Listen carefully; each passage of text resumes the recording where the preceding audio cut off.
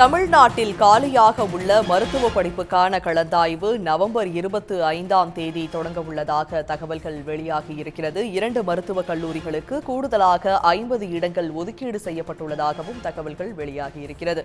இது பற்றிய விரிவான விவரங்களுடன் இணைகிறார் செய்தியாளர் குணசேகரன். விவரங்கள்.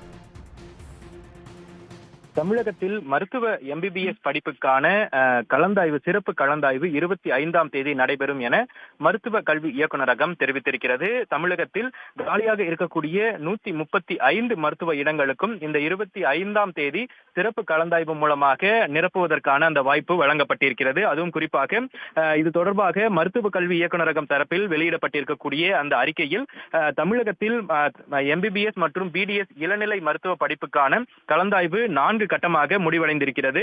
இதில் 6 MBBS இடங்கள் மற்றும் 28 BDS இடங்கள் நிரப்பப்படாமல் காலியாக இருந்தது. அதே போன்று ஸ்டான்லி மருத்துவக் கல்லூரியில் இடம் தேர்வு செய்யப்பட்டிருந்த மாணவர் உயிரிழந்ததை அடுத்து தமிழகத்தில் இதுவரை 7 MBBS இடங்களும் 28 BDS இடங்களும் காலியாக இருப்பதாக மருத்துவ கல்வி இயக்குநரகம் தெரிவித்திருக்கிறது.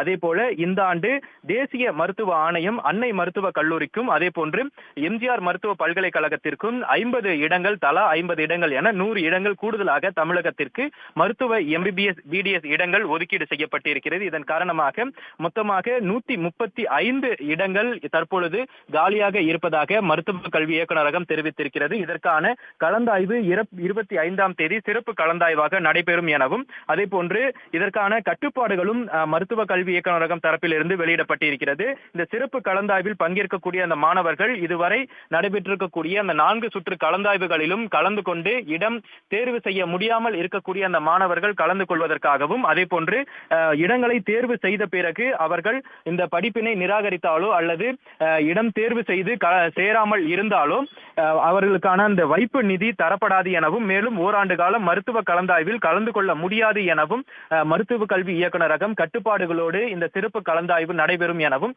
தற்பொழுது அறிவித்திருக்கிறது. இந்த ஆண்டு சிறப்பாக 100 இடங்கள் அந்த கூடுதல் இடங்கள் ஒதுக்கீடு செய்யப்பட்டிருப்பது சிறப்பம்சமாக இருப்பதாக மருத்துவ கல்வி இயக்குநரகம் தெரிவித்திருக்கிறது.